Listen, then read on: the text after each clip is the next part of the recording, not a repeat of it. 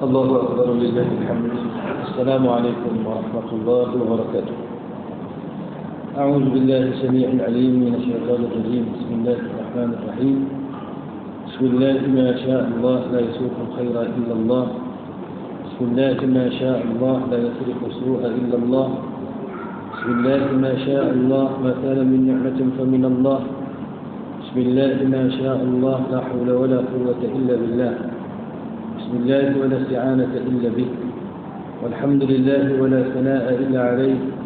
والصلاة والسلام على رحمة الله للعالمين ومسلم ختام لسائر الأنبياء والمرسلين سيدنا ومولانا محمد الأمين وعلى آله وصحبه ومن سار على نهجه واتبع هداه إلى يوم الدين.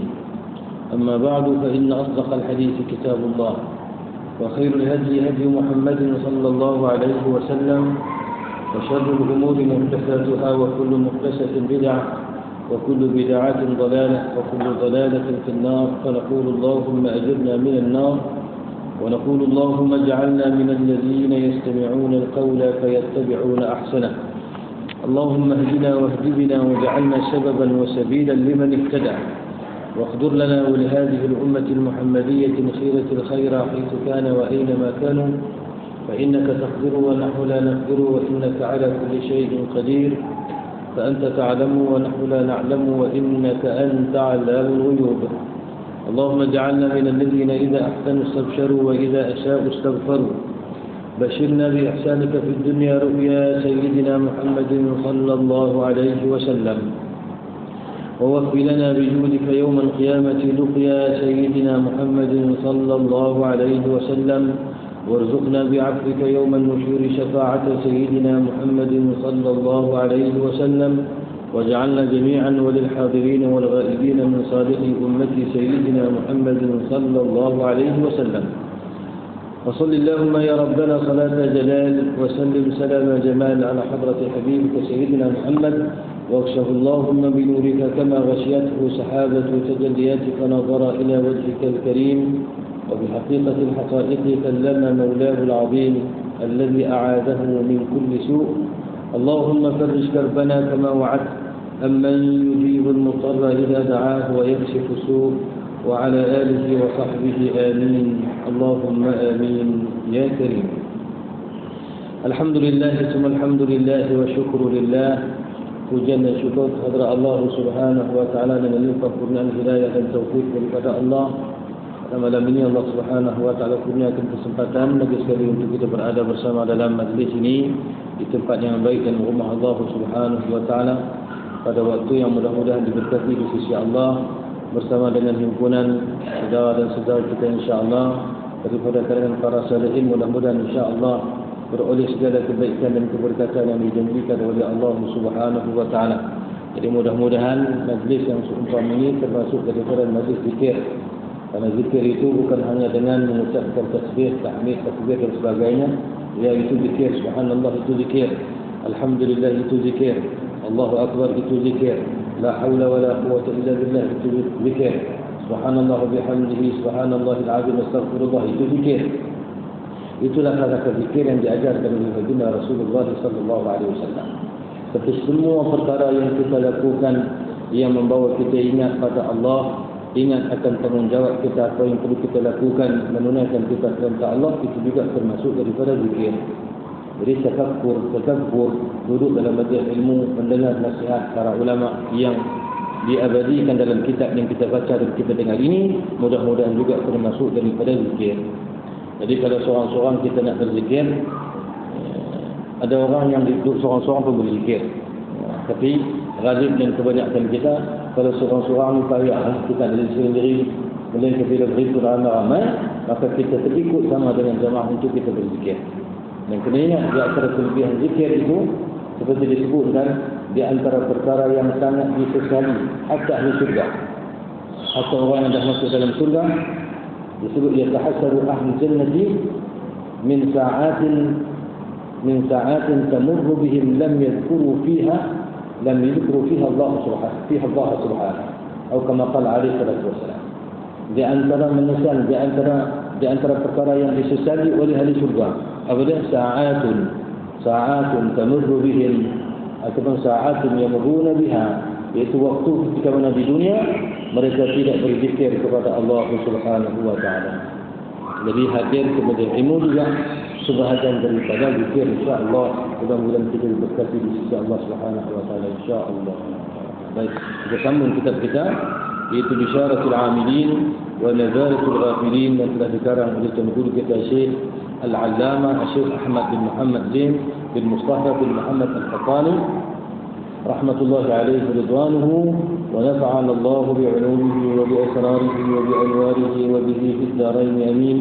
كما نسأل الله تبارك وتعالى أن يمن علينا بكل خير وبركات ببركة مشايخنا وأئمتنا جميعا سلفا وخلفا في الدارين آمين. إن شاء الله kita sambung pada malam ini, iaitu pada muka surat yang ke-11, insya-Allah. Masih lagi dalam bab yang berkaitan dengan salat, dan kita masih lagi berbicara tentang uqubah ataupun seksaan yang Allah timpakan kepada mereka yang meninggalkan salat. Na'udzubillah min dzalik. Kita nak sambung baca insya-Allah pada muka surat bagi kitab yang bercetak Jawi, muka surat 11, iaitu pada baris yang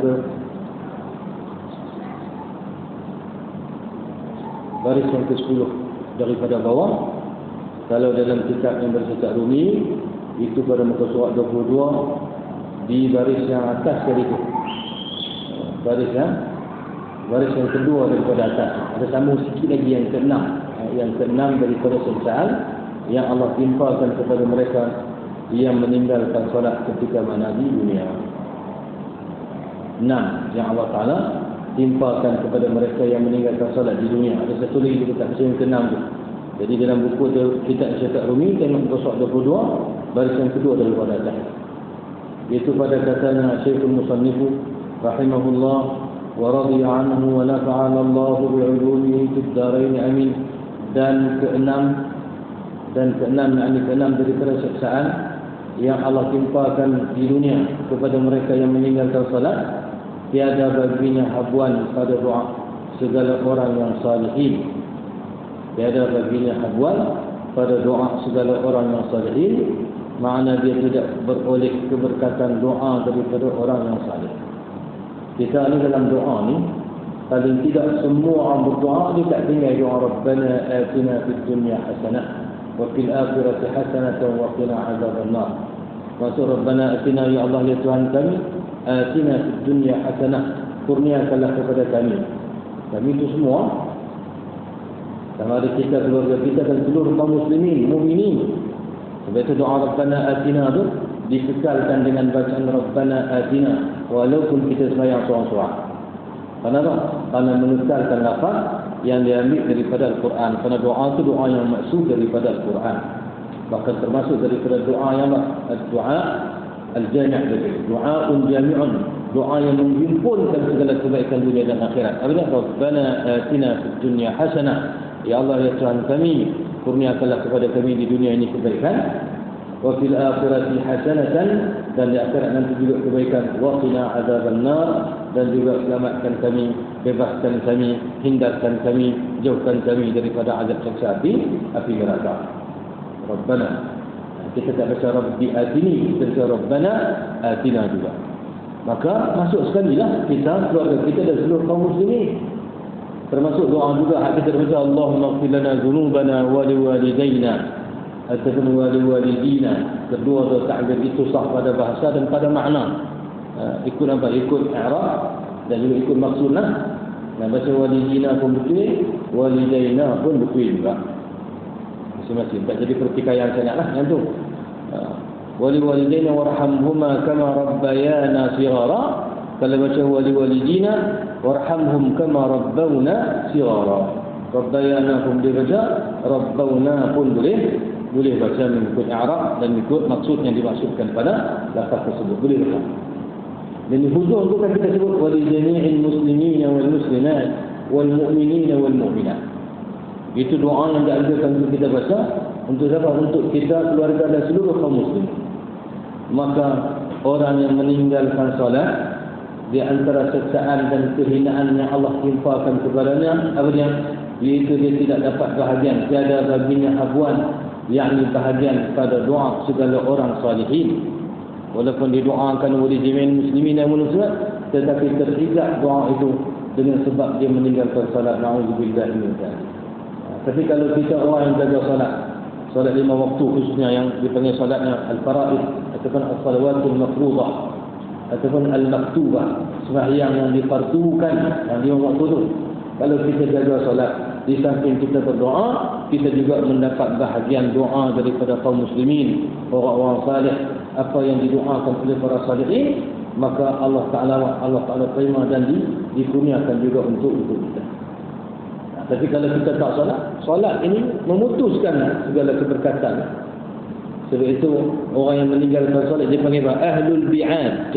Ahlu al-bi'ad, iaitu orang yang jauh daripada apa? Jauh daripada rahmat Allah. Al-mafruduna min babillahi ta'ala, orang yang diusir daripada pintu rahmat Allah, itu orang yang meninggalkan solat. Na'udzubillah min dzalik. Maka yang keenam daripada 6 uqubah atau 6 siksaan atau 6 kehinaan dan balasan yang Allah timpakan kepada orang yang meninggalkan salat, yang keenam dan yang keenam, tiada baginya habuan, tiada baginya yakni bagi orang yang meninggalkan salat habuan yakni bahagian pada doa segala orang yang salihin. Habis di dunia yang 6 itu. Maka sambung pula, ada pun 3 yang mengenaikan dia, mengenaikan dia. Yang 3 perkara yang akan menimpakan dia, yang kena pada dia, maksud tak kala mati, yakni ketika mana dia nak mati. Tak kala mati ini makna apa? Ketika mana nak mati. Tak kala mati ini makna inda al-istidhar. Inda al-istidhar, ketika mana seseorang itu hampir nak mati. Waktu ketika mana dipanggil sakaratul maut. Waktu nazak, waktu nazak tu. Saat ketika mana nyawa hampir dekat nak dicabut keluar daripada tubuh, itu dia panggil waktu istidhar ataupun waktu nazak. Seseorang itu menghadapi sakaratul maut, yang Nabi kata innal mauta la sakarat, mati itu sangat menyakitkan. Nabi sendiri pun ketika mana nak menghadapi kematian berpeluh dari Nabi sallallahu alaihi wasallam. Bukan kerana Nabi banyak dosa, tidak, tetapi Nabi minta kepada Allah supaya Allah buat macam tu agar diampunkan dosa-dosa umat baginda Rasulullah sallallahu alaihi wasallam. Ni kita dan jumpa dengan Nabi pun masa nak mati, Nabi menghadapi Nabi sanggup untuk menghadapi kesulitan supaya diringankan nanti azab syaitan ke atas umat baginda Nabi sallallahu alaihi wasallam. Dan Nabi kata innal mauta la sakarat, mati itu sangat menakutkan, sangat menyakitkan. Mana tak kala mati ini kan ketika mana hampir menghadapi kematian. Adapun 3 yang mengenaikan dia, yakni yang kena ke atas dia, ke atas orang meninggalkan salat itu tak kala mati, yakni ketika hampir nak mati. Maka yang pertama, bahawasanya mati dia hal keadaan orang tak sembahyang itu hina. Mati dalam keadaan hina. Makna hina ni banyaklah. Hina ni makna jauh daripada rahmat Allah. Hina juga mati dalam keadaan na'udzubillah, barangkali dosanya tak terampun. Mati dalam keadaan Allah Subhanahu wa taala murka padanya. Bila Allah murka, semua makhluk Allah akan murka. Kalau Allah marah, malaikat juga akan marah kepada orang yang Allah Taala marah. Kerana malaikat tak nak derhaka pada Allah.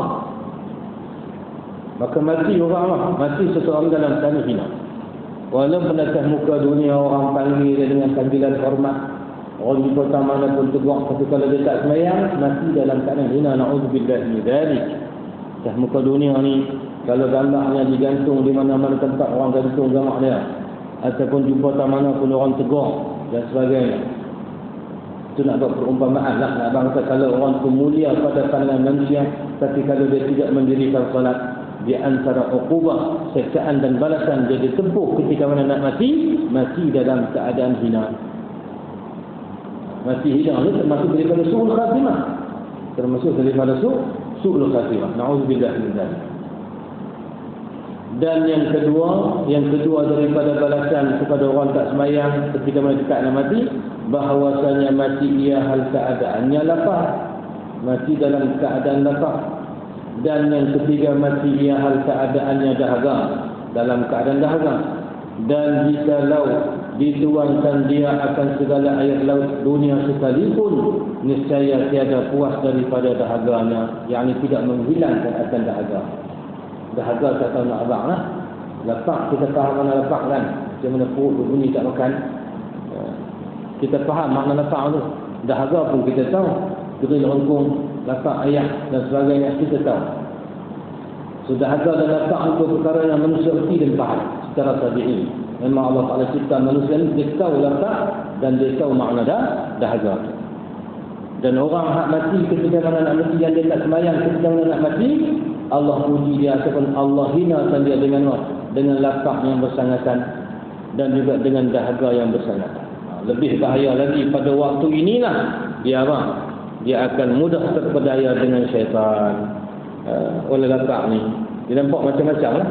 Ditawarkan kamu mengaku aku Tuhan, kalau kamu aku Tuhan maka aku akan bagi aku akan bagi kamu minum air. Alhamdulillah, sebab orang nak mati ni dia nampak benda yang kita tak nampak. Sama ada malaikat yang datang untuk cabut nyawanya, termasuklah segala dosa kesalahan yang dia buat ketika mana dia masih hidup di muka dunia, termasuklah kadang-kadang syaitan juga datang untuk fitnah dia dengan apa? Dengan nak tarik dia supaya kufur, terkeluar daripada jalan beriman kepada Allah. Maka dalam keadaan yang dahaga tu kadang-kadang dia nampak lagu ada orang berikan ayat, akulah Tuhan, kamu berikan ayat. Kalau dia tak mengaji mukhalafatuhu ta'ala lil hawadithi, kalau tidak dengan rahmat Allah, maka seseorang itu terdedah kepada sesatlah. Tapi kalau dia mengaji di dunia, mana mungkin Tuhan tak akan rupa. Tuhan boleh nampak muka hidung, boleh dengar suara dan sebagainya, itu bukan Tuhan. Bahkan kalau dia dapat rahmat Allah, Allah pelihara dia daripada segala fitnah itu.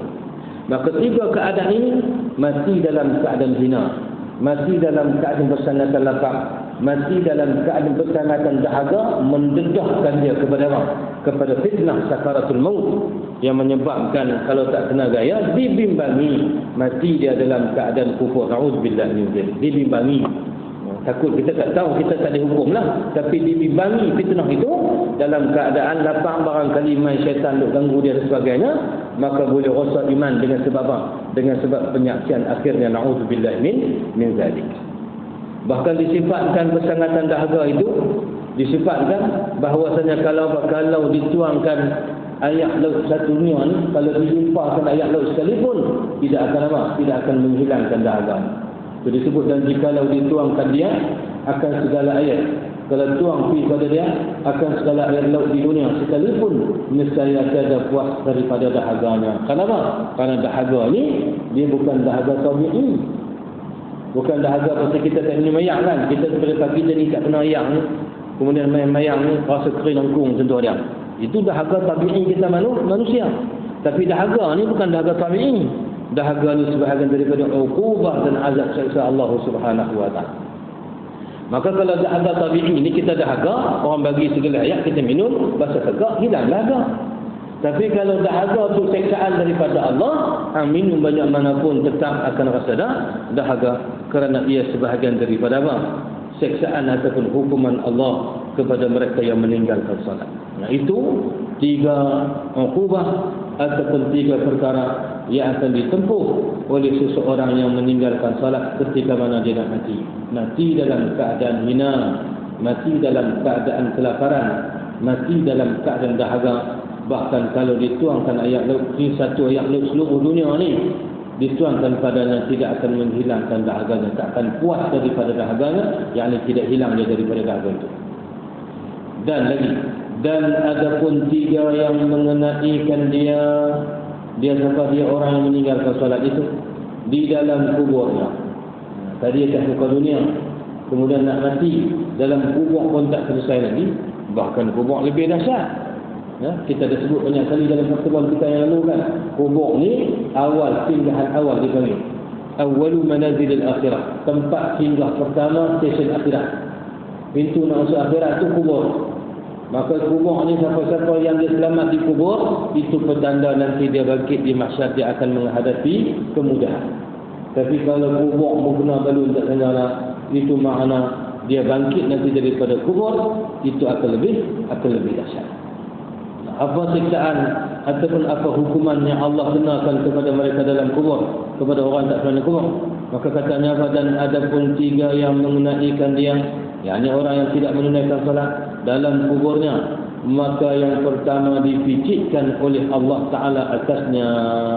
Dipicit makna disempitkan. Dipicitkan makna disempitkan oleh Allah Ta'ala atasnya, iaitu atas kuburnya itu, ataupun ke atas orang yang meninggalkan salat. Disempitkan ke atas orang yang meninggalkan salat itu akan kuburnya. Kubur ni kalau tak sempit pun duduk tak cerita dah. Kalau bagi lebih sikit, pesan kat kawan seorang kuat, dia bagi lebih sikit, agak-agak 6 kaki kanan, 6 kaki kiri bagi lebih. Jangan buat senang-senang, dia tak ada nyawa. Buat kubur macam penjara siang, dia datang bagi luar sikit, 6 kaki kanan kiri depan belakang bagi luar sikit, korek bagi luar. Korek luar tu pun duduk dalam kubur duduk saja. Kalau tak kena seksa duduk saja pun tak seksa dah kubur ni. Dalam kubur ni kalau tak ada azab seksa, duduk saja-saja dalam gelap kubur itu cukup menyeksakan dan menakutkan. Lebih lagi lah kalau kena seksa. Lebih lagi lah kalau menghadapi sempit ataupun himpitan kubur. Maka orang yang tak sembahyang akan disempitkan, dipicitkan, yang disempitkan oleh Allah Ta'ala atasnya. Atau orang yang meninggalkan sembahyang itu disempitkan kuburnya akan api yang akan kuburnya, disempitkan Allah Ta'ala atasnya akan kuburnya, dan dihimpitkan dia hingga berselisih tulang rusuknya. Dihimpit oleh kubur sehingga berselisih tulang rusuk, hatta takhtalifa adha'u. Selisih tulang rusuk ni kita tahu lah rasa selisih tulang dari mana sakit. Kita tergeliat kaki kadang-kadang lebam ataupun tersepak sesuatu, sepak batu ke sepak benda rumah kita pun beradu tak kena. Sakit kadang-kadang retak tulang pun sakit, tak patah retak pun sakit kadang-kadang, patah lebih lagi. Maka di sini ini lebih dahsyat, dihimpit kubur itu sehingga berselisih segala rusuknya. Itu yang pertama, disempitkan kubur, bahkan dihimpit kubur itu menghimpit dia sehingga berselisih tulang rusuk. Dan yang kedua, dinyalakan atasnya akan api yang berbalik-balik ia di dalam baranya. Dinyalakan api. Ini baru sebahagian daripada bayangan azab ni, bukan lagi azab betul macam di neraka tu, itu dahsyat lagi. Ini sebahagian daripada mukaddimah. Sebahagian daripada mukaddimah azab saja. Maka dinyalakan atasnya akan api yang berbalik-balik ia. Dinyalakan atas kubur itu akan api yang berbalik-balik ia, yakni orang yang meninggalkan salat itu di dalam baranya, iaitu bara api yang Allah Ta'ala nyalakan atas kuburnya siang dan malam dalam keadaan terseksa. Teriak lagu mana pun, ni orang boleh teriak tak berlagu ni, teriak lagu mana pun tetap tidak boleh keluar dan melepaskan diri daripada siksaan kubur. Maka sebab tu kita lah ni duduk atas muka dunia lagi, masih lagi duduk di atas belakang kubur ni, tak masuk dalam tanah lagi, duduk pijak belakang dia. Maka jangan ingat kata kita ni atas muka dunia ni kita boleh buat ikut suka. Kita duduk pijak. Orang yang terhaka pada Allah, kubur duduk mak dia, mengatakan tak apa, hari ni hang jalan datang belakang aku, esok hang masuk dalam aku, hang tahu aku nak buat apa yang Allah bagi ke aku untuk timpakan kepada kamu. Maka sebab itu kita dalam hidup kena ingat banyak pada mati, kena ingat banyak kepada kubur, ingat mati, barulah kita tak cemerkap ataupun kita tidak berlebih kurang sangat dalam kehidupan kita. Kita nak cakap apa, kita timbang dulu, betul tak betul, elok tak elok, ataupun ada kaedah tak ada kaedah apa aku cakap. Kita nak buat satu perkara, nak kena timbang dulu betul tak betul dengan jalan syariat. Agama kata apa, Islam benar tak benar, apa aku nak buat. Pasal kita nak mati. Pasal kita nak mati, dan mati tu dia ada peringkat-peringkatnya. Masa dekat nak mati ada fitnahnya, masuk dalam kubur ada fitnahnya, bangkit daripada kubur di mahsyar ada fitnahnya, kemudian ujian yang akan kita tempuh ketika mana kita menghadap Allah. Tak ada seorang pun boleh lepas diri daripada azab seksa Allah. Macam kita sebut semalam kan, kulah ada orang layak buruk mengatakan takkan Allah nak dan tengok ramai tu, dan kita menyuruh seorang luar, Allah tak nak pasal ramai dah. Allah kira siap dah berapa makhluk Allah yang Allah Ta'ala cipta, seorang pun tak akan terlepas. Semua makhluk di langit dan di bumi. In kullu man fis samawati wal ardi illa atir rahmani abda. Tak ada satu pun daripada makhluk di langit dan di bumi melainkan akan datang menghadap Allah Subhanahu wa taala sebagai hamba Allah yang mengakui kebesaran Allah, walaupun di dunia dulu dia sombong dengan Allah. Atas muka dunia dia ketegak dengan Allah. Atas muka dunia dia tak mau ikut apa Allah suruh. Esok bila dia menghadap Allah, dia sendiri pun mengaku akan ada kelemahannya dan sangat berharap dia kepada Allah, belas kasihan daripada Allah. Laqad ahsahum wa 'addahum 'adda. Allah hitung kira siap semua dah, semua makhluk Allah. Semua siapa seorang pun tak akan terlepas. Semua tak lari daripada ilmu Allah Subhanahu wa taala. Wa kulluhum atihi yaumal qiyamati farda. Setiap daripada makhluk itu nantinya akan datang bertemu dengan Allah pada hari kiamat, seorang-seorang akan menghadap Allah Subhanahu wa taala. Termasuk dalam kubur pun kita nak seorang-seorang bukan boleh share.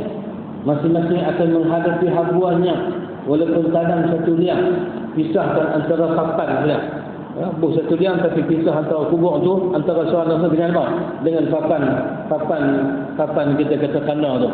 Walaupun nampak macam satu kubur, masing-masing akan menghadapi habuan dan menghadapi bahagiannya ketika mana menghadapi soal munkar dan nakir, dan apa nasib yang bakal ditempuh berdasarkan kepada apa yang dibuat ketika mana atas muka dunia.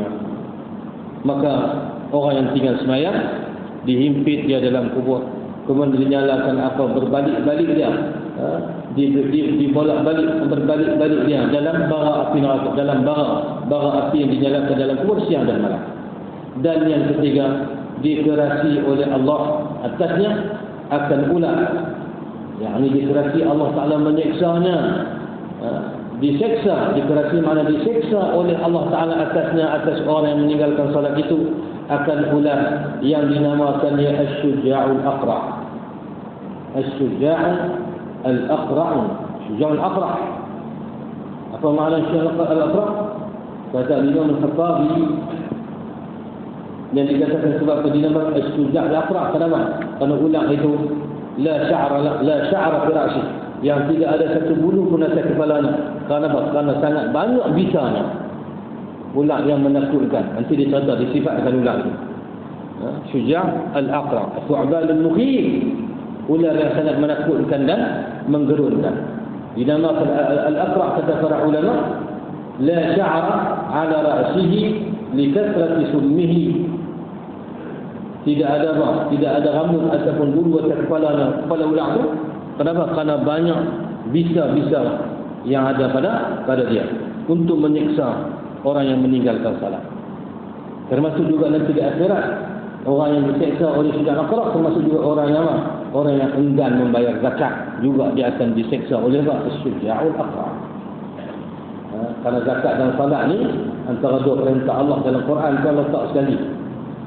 Allah tak sekali. Mereka yang mendirikan salat dan mengeluarkan zakat, alladzina yuqimuna salat wa yu'tuna zakat. Maka di antara seksaan, sebagian ulama kata seksaan ini di akhirat, tapi di sini disebut dalam kubur. Maka dikerasi oleh Allah Ta'ala atasnya, atas orang yang meninggalkan salat itu akan ular yang dinamakan dia As-Syuja'ul Aqra'. Dua matanya daripada api dan segala kukunya daripada besi. Panjang tiap-tiap kuku perjalanan 100 hari.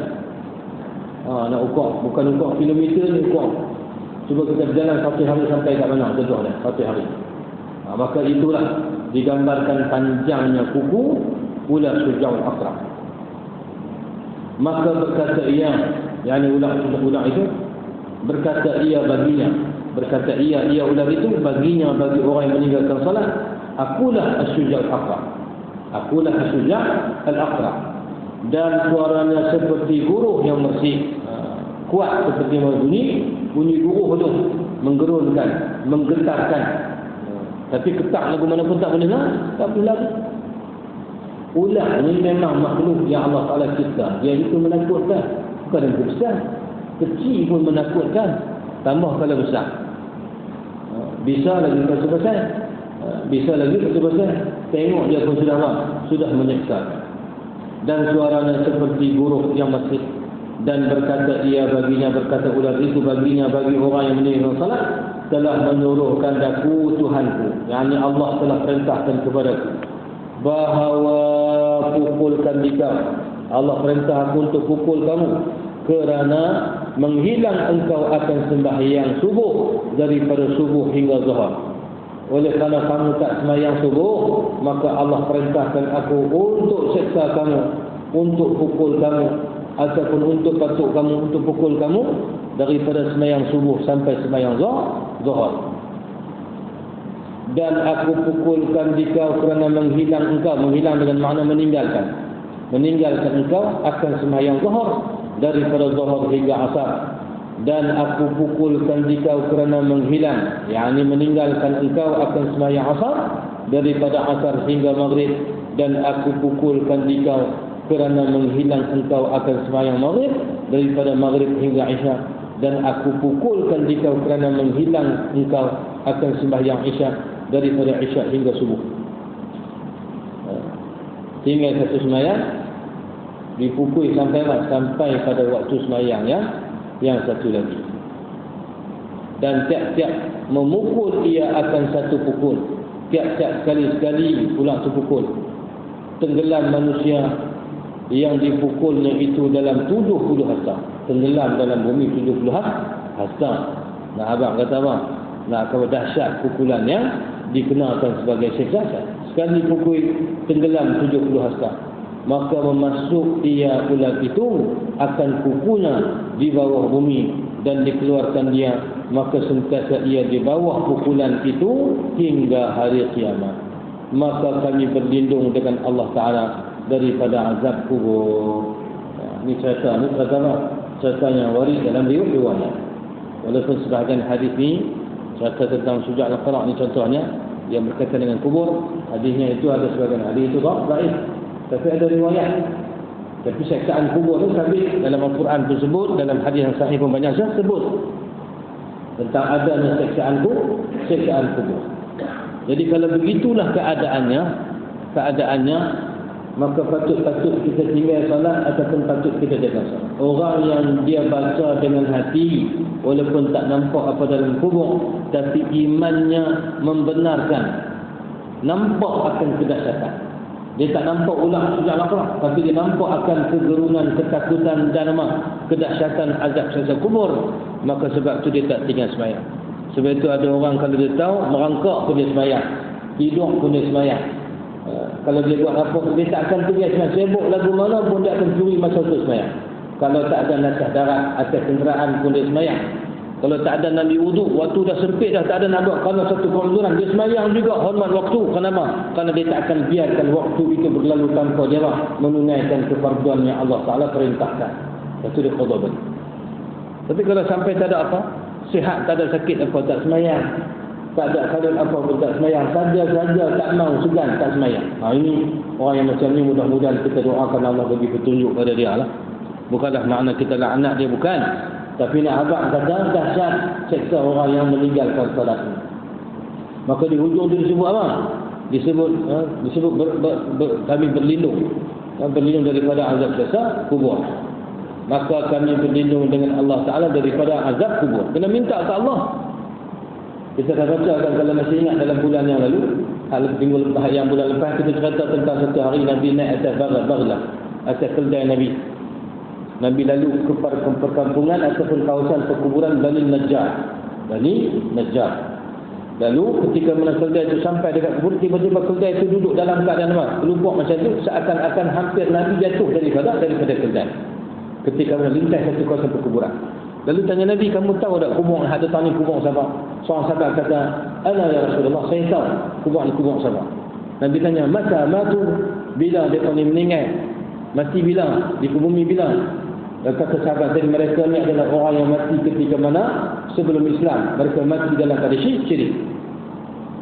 Pasal tahu keldai itu kelupuk kerana nampak dan dengar apa yang berlaku dalam kubur. Bahkan Nabi juga tengok dan dengar apa yang berlaku dalam kubur. Lalu Nabi kata, kalaulah tidak kerana antadafanu, kalaulah tidak kerana aku fikirkan kamu ni bila mati nak kena ke bumi, la da'awtullahu an yusmi'akum min azabil qabri alladhi asma'u minhu kalaulah tak kerana aku fikir kamu nanti nak mati, kamu akan kawan kamu mati, kamu kena kebumikan kawan kamu. Kalau aku tak fikir yang tu, nescaya aku doa kepada Allah supaya kamu juga boleh dengar apa yang berlaku dalam kubur. Apa yang berlaku dalam kubur. Karena manusia itu yubtala fi qabri. Innal insan yubtala fi qabrihi. Manusia itu akan dibalak oleh Allah. Antara balaknya adalah dekat kubur, dalam kubur. Kalaulah tidak aku mengenangkan kamu mati kena ke bumi, kawan kamu akan kebumikan kamu, ataupun kamu akan kebumikan kawan kamu, aku tak fikir pasal itu, nescaya aku doa pada Allah supaya kamu dengar apa aku dengar. Tapi Nabi tak doa lah macam mana? Kalaulah kita boleh dengar apa dalam kubur, takkan siapa nak berani pergi dekat. Kalau kawan kita mati, haraplah rumah lah, nak tanggung pergi kubur, kita nak dengar kubur tu pun tak sanggup. Maka sebab itu Nabi tak doa. Tapi kalau Nabi tak fikir, kalau tu la da'autu Allah an yusmi'akum min azabil qabri alladhi sami'tu aw asma'u. Aku doa pada Allah supaya kamu juga boleh dengar apa yang berlaku dalam kubur. Kemudian Nabi balik kata, Nabi kata ta'awwadhu min azabil qabr, minta Allah lindung daripada azab kubur. Sahabat pun kata, kami pun jawab perintah Nabi mengatakan, Allahumma inna na'udzubika min azabil qabr. Kemudian Nabi kata lagi, ta'awwadhu min azabil nar, minta Allah lindung daripada neraka. Kami pun kata, Allahumma inna na'udzubika min azabil nar, ya Allah kami mohon lindung denganmu daripada siksa neraka. Kemudian kata, ta'awwadhu minal fitan ma zahara minha wa ma batan, minta lindung dengan Allah daripada fitnah, sama ada yang nyata ataupun bersembunyi. Kami pun sabut, ya Allah, Allahumma inna na'udzubika minal fitan ma zahara minha wa ma batan, ya Allah kami mohon perlindungan denganmu daripada segala fitnah, sama ada yang zahir ataupun yang batin. Kemudian Nabi kata ta'awwadhu min fitnatid dajjal, minta juga lindung daripada fitnah dajjal. Maka disambut oleh para sahabat, Allahumma inna na'udzubika min fitnatid dajjal. Tapi nak ceritanya azab kubur ini adalah azab yang sungguh berlaku.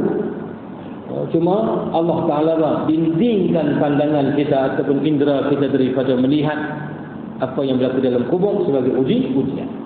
Tapi iman membenarkan azab kubur itu sebahagian daripada perkara yang telah ditentukan oleh Allah Subhanahu wa taala. Sikit lagi kita bantu insya-Allah.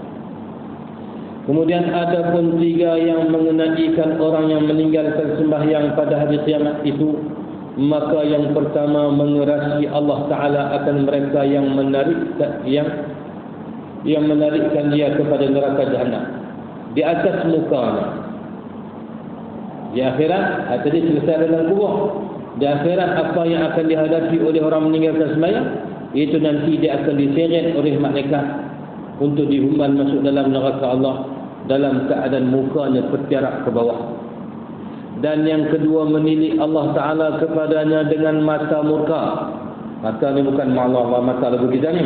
Mata Allah melihatnya dengan apa? Dengan pandangan murka dan marah Allah kepada dia. Allah marah. Menilik yakni melihat. Yang kedua, menilik yakni melihat Allah Ta'ala kepadanya, kepada orang yang meninggalkan sembahyang itu dengan mata murka, yakni dengan pandangan murka. Sebab Nabi sebut dalam hadis, man taraka salata muta'ammidan laqiyallahu wa huwa ghadbanun alayh. Siapa-siapa yang meninggalkan salat dengan sengaja, nanti dia akan bertemu dengan Allah dalam keadaan Allah sangat murka dan marah kepada dia. Sungguh, maka menilik Allah Ta'ala kepadanya, yakni melihat Allah Ta'ala kepadanya, kepada orang yang meninggalkan salat itu dengan mata murka, yang dengan pandangan kemurkaan. Pada waktu hisab, ketika mana dihitung amalan, maka jadi bergugurlah daging mukanya, luruh isi mukanya. Kenapa? Karena kemurkaan Allah Subhanahu wa taala. Dan yang ketiganya, menghisabkan dia oleh Allah Ta'ala Azza wa Jalla akan sebagai hisab yang bersangatan makna dahsyat, disusahkan ataupun didetailkan, disusahkan. Orang yang menghadapi susah itu tanda dia akan diazab oleh Allah.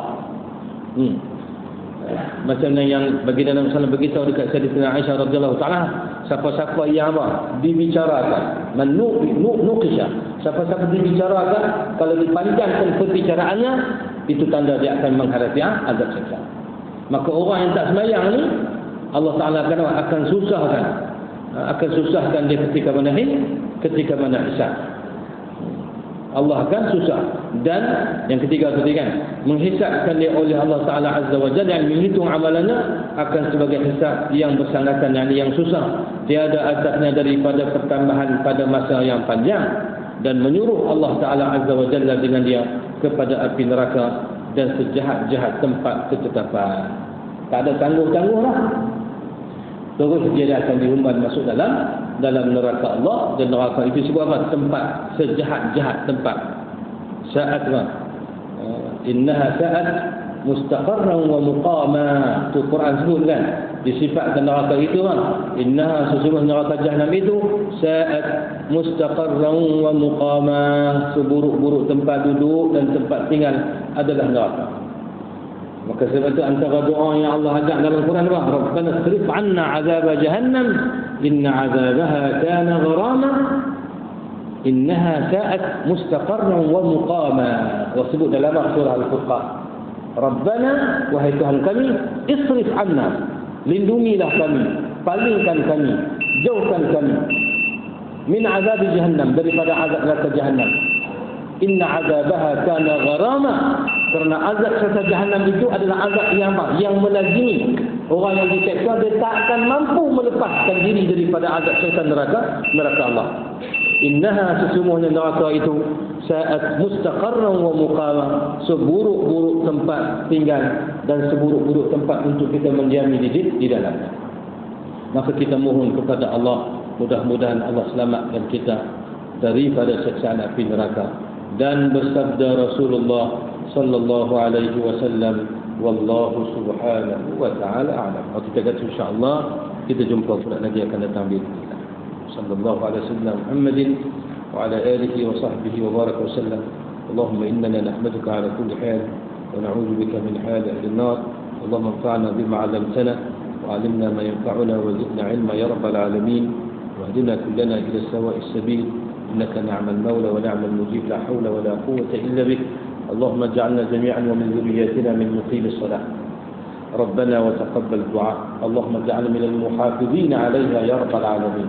اللهم اجعل قرة عيننا بالصلاة يا أكرم الأكرمين، كما جعلتها لسيدنا رسول الله صلى الله عليه وآله وصحبه وبارك وسلم. ارحمنا جميعا برحمتك، وارحمنا جميعا يا الله بإحسانك وبفضلك، إنك نعم المولى ونعم المجيب، لا حول ولا قوة إلا بك. اللهم ربنا آتنا في الدنيا حسنة وفي الآخرة حسنة وقنا عذاب النار. وصلى الله على سيدنا محمد وعلى آله وصحبه أجمعين، والحمد لله رب العالمين، والسلام عليكم ورحمة الله وبركاته.